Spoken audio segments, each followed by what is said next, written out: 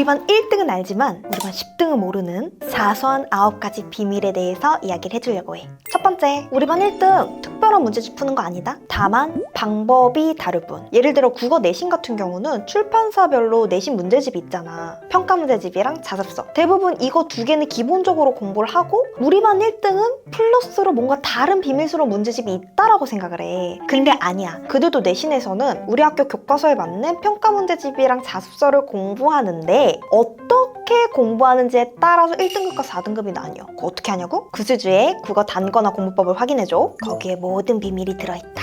다음 두 번째, 똑같은 학원을 다녀도 왜 쟨 점수가 잘 나오고 왜 난 점수가 안 나오는 거야? 우리 반 1등은 학원을 다녀도 나만의 정리 방법, 나만의 자습 방법이 있다. 즉 나만의 자습 시간을 절대적으로 확보해서 그 안에 내가 선생님께 질문할 것도 정리하고 그리고 내 지식은 내 거로 흡수하는 이런 자습 시간을 철저하게 확보한다. 마이쭈들아, 이거 2번 안 하면 아무리 학원 다니고 아무리 과외 받아도 성적 안 오른다. 세 번째, 24시간 공부만 하는 거 아니다. 잠도 잘 자고 운동도 하고 취미로 게임하거나 유튜브 볼 수도 있다. 헉! 뭐라고요? 근데 어떻게 성적을 잘 받아요? 네 번째 비밀, 그렇다고 놀기만 하진 않는다. 공부할 땐 누구보다 진심으로 공부한다. 어떻게 보면은 몰입도가 높다라고 볼 수가 있어. 책상 앞에 3시간 앉아 있어도 6시간 공부한 만큼의 공부 효율을 내는 그런 친구들이 우리 반 1등의 학생이다. 그러려면 뭐가 중요해? 평소에도 컨디션 관리, 그리고 내가 언제 집중이 잘 되고 언제 집중이 안 되는지, 또 나는 어느 정도의 수면 패턴을 가졌을 때 적절한지, 이런 식으로 나에 대해서 잘 알아야겠지. 그럼 이런 거 난 아직 모르는데 어떡해요. 그래서 내가 저번 영상에 1등의 비밀스러운 아침이라는 컨텐츠를 올렸는데 이거 아직 안 본 마이쭈들은 내가 고정 댓글 달아놓을 테니까 이번 영상 끝나고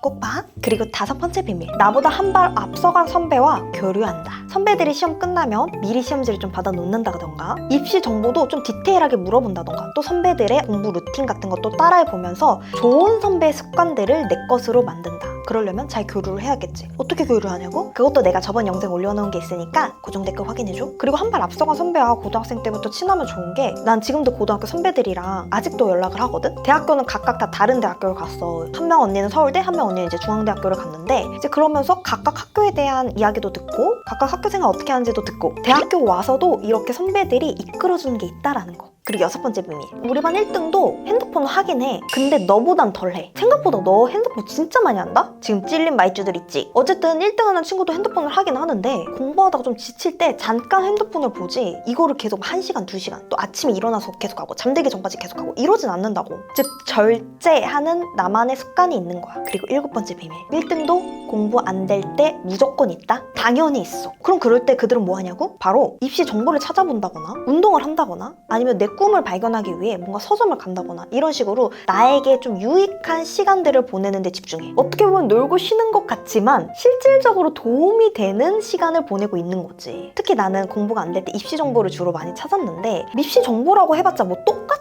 하지만 내가 그거를 계속 들여다보고 볼 때마다 공부 자극이 되고 어떤 식으로 나의 미래 플랜을 짜가야 되는지에 대한 구상이 막 그려져. 뭐 예를 들어 내가 어떤 학과에 수시로 가고 싶어. 근데 수시에 뭐 내신 비율과 생기부 비율과 또는 면접 비율과 막 이런 것들을 계속 디테일하게 들여다보면서 나는 지금 동아리 활동을 지금 더 해야 될 시기일까? 아니면 내신을 좀 더 업그레이드 시키는데 비중을 둬야 될까? 막 이런 식으로 시간 배분에 대한 계산을 해본다거나 또 다른 학교 같은 경우는 과목별로 퍼센테이지를 다르게 두는 학교도 있어. 그런 경우는 내가 원래 수학을 못하는데 수학을 여기서 많이 보네? 그럼 이 학교를 지원을 해야 될까 말아야 될까? 아니면 이 학교를 지원하고 싶으면 난 지금 수학을 얼마만큼 투자해야 될까?